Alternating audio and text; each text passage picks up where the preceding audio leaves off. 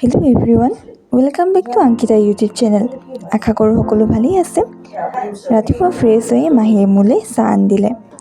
তাৰপিছতে সকলোৰে লগতে লুচি ভাজি খালোঁ আৰু তাৰপিছত ভাবিলোঁ যে দুটামান ৰিলছো বনাই লওঁ।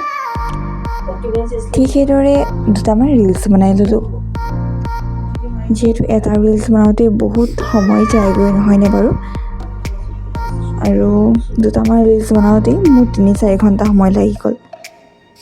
আন এফালে মাহী আৰু মাহঁতে ভাত খাবলৈ মোৰ কাৰণে ৰৈ আছে। যিয়ে নহয়, ফ্ৰেছ হৈ সকলোৰে লগত বহিলোঁ ভাত খাবলৈ। আৰু একেলগে ভাত খাই কিবা এটা ভাল লাগে ন? যিয়ে নহওক, লৰালৰিকৈ ভাতকেইটা খাই দুলীয়াজান যাবলৈ ওলালোঁ। আৰু যিহেতু মোৰ বা দুলীয়াজান কলেজত থাকে, হোষ্টেলত থাকি লয়, তাই গ্ৰেজুৱেশ্যন কৰি আছে। আৰু সেইকাৰণে ভাবিলোঁ যে দুলীয়াজানলৈ আহিছোঁ আৰু সেইকাৰণে তাইক লগ কৰি যাওঁ বুলি আহিলোঁ। আৰু এইফালে গাড়ীত বহি ল'লোঁ। এইফালে মোৰ দুগৰাকী মাহী আছে আৰু পিছফালে মাও আছে আৰু পিছফালে ভাইটিও আছে দেই। পিছে সি কেমেৰাত নুঠিলে।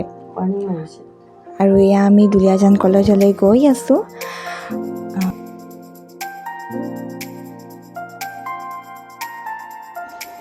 দুলীয়াজান কলেজ পাবলৈ আৰু বেছি দূৰ নাই। আৰু আমি দুলীয়াজান কলেজ পাই গ'লোহি। এখন দুলীয়াজান কলেজৰ গেটখন।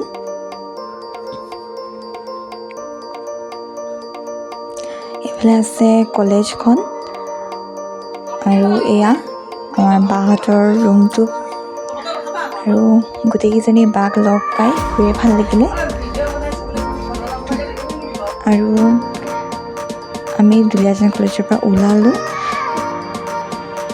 আৰু ওলায়ে ভাবিলোঁ যে বিশাল মাৰ্কেটত সোমাই যাওঁ।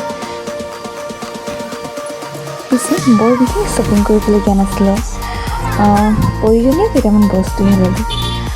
আৰু এইফালে ঘৰলৈ উভতি যাওঁতে সন্ধিয়াই হৈ গ'ল। যিয়ে নহওক, ফাইনেলি ঘৰ পাই গ'লোহি। আৰু আজিৰ ভ্লগটো ইমানেই আছিলে।